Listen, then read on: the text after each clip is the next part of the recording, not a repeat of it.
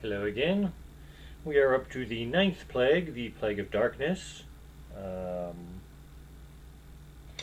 and the Lord said unto Moses, Stretch out thine hand toward heaven, that there may be darkness over the land of Egypt, even darkness which might be felt. Now, I have been in total darkness before. Can it be quote unquote felt? Not the darkness I was in. It is fairly intimidating. I mean, this is the closest I have ever been to one of the 10 plagues is darkness. Darkness you can't see anything in. And Moses stretched forth his hand towards heaven, and there was a thick darkness in all the land of Egypt 3 days. They saw not one another, neither arose any from this place for 3 days, but all the children of Israel had light in their dwellings. So, again, been in complete darkness before. You are a little bit afraid to move just because you don't know what's there. So, can understand that part. A darkness where it's like, let's just stay in bed. No mention of them trying to light fires or anything like that. So, supernatural darkness, perhaps, where fires don't do you any good. I don't know. Bible doesn't really say, but you would think, why don't you just light a torch? Well, because maybe you couldn't. And Pharaoh called unto Moses and said, Go, ye serve the Lord, only let your flocks and your herds be stayed. Let your little ones go with you. So, again, he's back to negotiating. Fine, you can go. This time you can take the wives and children, but leave the cattle. And Moses turns around and says, Nope, we're sacrificing, so we have to take our cattle because we don't know how many we're going to sacrifice or anything like that. They go back into this negotiation phase. Pharaoh finally says, "Get out of here, and I don't want to ever see you again." And it says he actually forces Moses out. But before he does, Moses says, "Fine, you will never see me again. Trust me." And that, of course, sets us up for the 10th plague. But, so the 3 days, interesting thing on that one is it says darkness for 3 days before Pharaoh calls for Moses. So was this there will be darkness for 3 days, and then after that, Pharaoh's like, okay, something's going on here, maybe I'll start negotiating? Or was it there was darkness for 3 days, sin for Moses before the darkness ends? Don't know. I mean, the way it reads, it sounds like the darkness for 3 days was sort of a purposeful, this amount of time, but it doesn't specifically say that. So we don't know if this was a specific, there will be darkness for 3 days, or if this was, there will be darkness until you call for Moses, which just happened to be 3 days later. Bible doesn't tell us that. Okay, so there is the Ipuwer papyrus, and I don't know if I'm pronouncing that right. I tried to find a pronunciation online and couldn't. Wikipedia will usually give you a pronunciation for some foreign words or foreign names, and it didn't even try. Ipuwer, also known as the Admonitions of Ipuwer. I'm just going to pronounce it Ipuwer. Or more officially, where is that? Papyrus Leiden 1344 recto. And the 1 is a Roman numeral, the 344 are Arabic numerals. And this is located in the Dutch National Museum of Antiquities in Leiden, Netherlands. Now, this is something I read about years ago, and it said this thing's telling about the 10 plagues, supposedly. Or that's one interpretation. Now, what I read years ago, they gave little snippets of it, which some of them were like, yeah, that sounds like one of the plagues, and others were like, you're stretching to fit this in. So I looked it up online, found a few complete translations of it, found some translations with notes, found one article which just had little bits of it trying to fit it in with the plagues. Does it describe? Because I remember years ago, it's like darkness was the one. Even when I read it back or read the article back, years ago,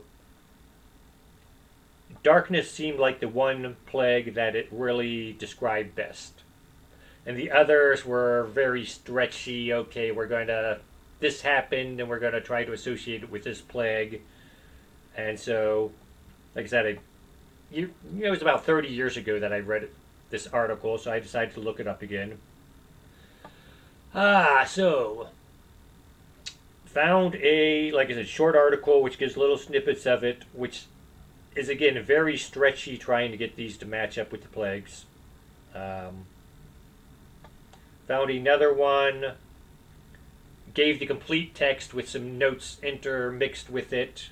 And again, tried to line it up with the plagues, but at the same time, there were these big gaps of other activities going on between the plagues. So it gives you a better idea of what the papyrus is really talking about. And then found some with, just the complete text without any notes on it. And it agreed with the second one. So, the second one is trustworthy, trying to prove the plagues, but a little trustworthy in its text because it's giving you the complete text. The first one, like I said, it's a little sketchy. Supposedly written no earlier than the late 12th dynasty, 1991 to 1803 BC, likely sometime around 1250 BC. So, that's where people are guessing when this was written. Gives a 700-year stretch. So that's sort of like saying, Mark Twain was an American author. He wrote sometime between the American Revolution and today. Doesn't give you a lot of information on that. Moses would have lived sometime around 1500 BC, according to most calculations that I've seen. So he would have fallen in this time span. Okay, so let's see what we got. So they talk a lot about the plunderer and somebody robbing the Egyptians. And so again, the people taking notes are saying, the Israelites, before they left, they spoiled the Egyptians. And so that could be referring to this. And again, it's this part where we give something which might be a plague, then we talk about these plunderers, then another plague, then we talk about these plunderers. And so it's going back and forth here. So again, trying to tie it to the plagues themselves is a little bit hard to do, just because they have all this interspersed stuff in it. There is one place where it talks about the servants robbing the masters. So that again could be referring to the Israelites plundering the Egyptians. Let's see what we got here. Indeed, the Nile overflows, yet none plow for it. Everyone says, we do not know what will happen throughout the land. Indeed, the women are barren, and none conceive. Khnum fashions men no more because of the condition of the land. Now, what does that mean? Min is in parentheses here, and that's one thing. This is an incomplete papyrus, so we got some words in brackets. We have some gaps in brackets. We have some stuff where we just have an Egyptian pronunciation, and you don't really know what the word means. So, like I said, it's difficult to read. Khnum we've seen before. Talked about the Moses had said, we want to sacrifice an animal, and it'll insult the Egyptians. And Khnum was the ram-headed god. We had the island of Elephantine, or Apu as the Egyptians call it, and where they actually tried to sacrifice the Passover. And this was after the captivity, and so we talked about that earlier. Khnum is mentioned 2 or 3 times throughout the papyrus, as are other Egyptian gods. but he seems to be one of the more prominent ones mentioned. So again, that could tie this to Passover, but that's again a bit of a stretch. Okay, indeed the river is blood, yet men drink of it. So again, aha, rivers turn to blood, but here you have men drinking of it. So the Bible, it was literally turned to blood. Here it could be describing some sort of battle and people are bleeding into the river, because it goes on, indeed gates, columns, and walls are burnt up while the hall of the palace stands firm and endures. So there was some sort of riot or invasion or something. Indeed, the ship of the southerners, in brackets, has broken up towns and destroyed the upper Egypt, has become an empty waste. This actually sounds like, these lower Egyptian, lower Nile Egyptians might have invaded the upper Nile Egyptians. Another part, I'm skipping around here because again it's a long papyrus. Indeed, the children of princes are dashed against walls, and the children of the neck are laid out on the high ground. Khnum groans because of his weariness. Some people have tried to tie this with the 10th plague. Now this brings up the Ten Commandments, the movie. They, of course, had the 10th plague, and there's the moon, and you can see this little smoke coming, and it comes down, and this black fog moving through the streets, and people are collapsing as if they're poisoned. That's one way it could have happened. Of course, when we're talking about the angel of death or the angel of the Lord killing people, other places in the Bible it talks about him doing it with a sword. So the idea that the firstborn met a more violent, almost attack-like death could have happened. So this idea of them being dashed against the wall or whatever, that could be describing the angel of death just as much as this, cloud moving through the streets and killing people. We don't know. Bible doesn't go into detail on that. It just says, an angel from the Lord killed the firstborn. Indeed, men eat herbage and wash it down with water. Neither fruit nor herbage can be found, for the birds and bracket is taken away from the mouth of the pig. No face is bright which you have bracket for me through hunger. So again, that could be going to the hail or the locusts eating the food. We don't have any details other than the food was scarce. Behold, things have been done which have not happened for a long time past. The king has been deposed by the rabble. Behold, he who was buried as a falcon is devoid of beers. So, falcon, a lot of notes say the falcon is referring to Horus, and this would be the pharaoh because he represented Horus in some ways. Beers here, B-I-E-R-S, so this is funeral beers, like deathbed basically. And what the pyramid concealed has become empty. Behold, it has befallen that the land has been deprived of the kingship by a few lawless men. So again, this could be, the Pharaoh's tomb is empty, is sort of what it's saying here, which could be Pharaoh being overthrown in the Dead Sea. He was not properly buried.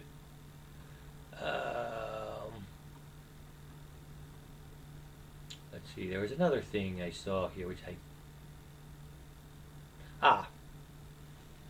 Indeed, everywhere barley has perished, and men are stripped of clothes, spice and oil. Everyone says there is none. The storehouse is empty, and its keepers is stretched on the ground. A happy state of affairs. So, a happy state of affairs is, I think, sort of a tongue-in-cheek irony statement. But we're talking about the barley's being destroyed, and men are stripped of clothes. The Bible said that the barley and the flax was destroyed by the hail. Flax would have been a source of clothing. So again, possibly referring to that, possibly not. Don't know for sure. And that's sort of spice and oil. Oil would be olive oil. So I checked, olive trees bloom in Egypt around mid to late May, which would have been about a month after the hail. So could have been the locusts doing that. Could have just been the trees were destroyed when the hail came. So again, that's another potential reference to the one of the plagues. Bit of a stretch again. And so that's a lot of what. Yeah, I've skipped around a little bit here just to hit the highlights, which may or may not match the plague. So the one thing, like I said, in the past, when I read the first heard about this, it was the darkness which seemed to stand out the most. And so the article I read, which is just giving little snippets and trying to fit it in with the 10 plagues, have something like, "Lo, the land is in darkness," or "Lo, the light has left the land," is what it says. So I went to one of these longer ones and I looked up, did a word search, couldn't find light, couldn't find day, couldn't find darkness, couldn't find night. Couldn't find any word which would actually refer to the plague of darkness, which was, again, reading the article years ago, darkness was the more believable plague, but apparently they stretched really to even get the word light in there, because I couldn't find any of these. I couldn't find anything in the longer texts here which actually seemed to refer to darkness. This is why I looked up this, the plague of darkness reminded me of this scroll that I'd heard about, so I looked it up this time around. Does it, it could be describing the plagues, it couldn't. My thoughts on there is basically consider the Book of Lamentations. It's describing the death of Jerusalem, not the death of, but the overthrow of Jerusalem by the Babylonians, the after effects of it. Because this is clearly, if this is referring to the 10 plagues, it's clearly written after the fact. Because he's not writing it down as he's happened. He's going back and thinking, "What did I see?" And I'll write it about it. And so you go back, you read, the books of Kings and Chronicles about the overthrow of Jerusalem. It gives maybe a half chapter on it and not a lot of detail. Then you go to Lamentations and you get a lot of detail, or a lot of afterthought, poetic detail, let's call it. Only,